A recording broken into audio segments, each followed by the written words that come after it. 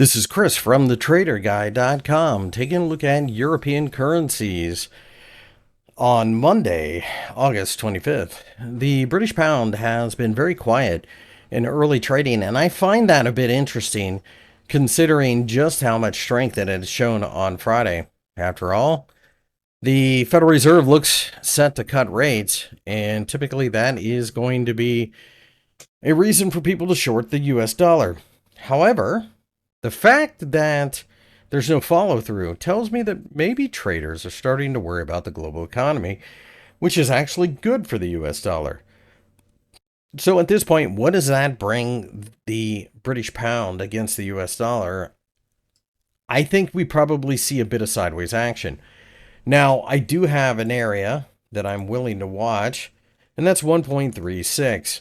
If we can clear that area, then I think you've got a real shot at this market breaking out to the upside, perhaps the 1.38 level. But the lack of follow through on Monday tells me we may be going sideways for a while. That does make a certain amount of sense considering the time of year is typically pretty quiet as well. The euro is slightly negative against the US dollar, but nothing to be overly concerned about. What it does tell me, though, again, is there's no follow through. We aren't ready to burn the US dollar at this point, and if that's going to be the case, I think you've got a situation where the euro ends up being very sideways.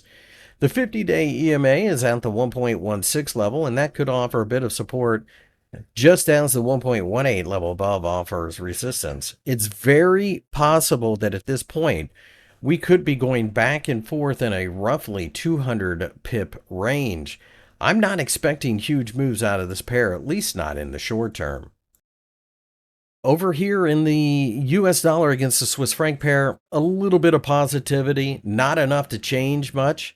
It typically runs inverse of the euro against the US dollar, so that's not a huge surprise.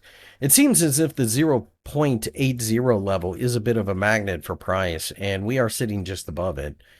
So I think we're pretty close to fair value. I would anticipate a lot of short-term back and forth scalping opportunities in this pair, and it might actually be where I spend most of my time.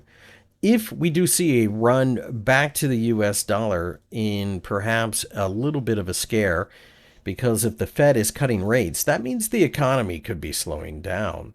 And therefore, people a lot of times run to the dollar. But it will be different here against the Swiss franc. Even if it were to rise, it would rise slower than the euro or the pound would fall in that scenario. So again, I think this one out of the three, which is typically the case, is going to be the slowest mover.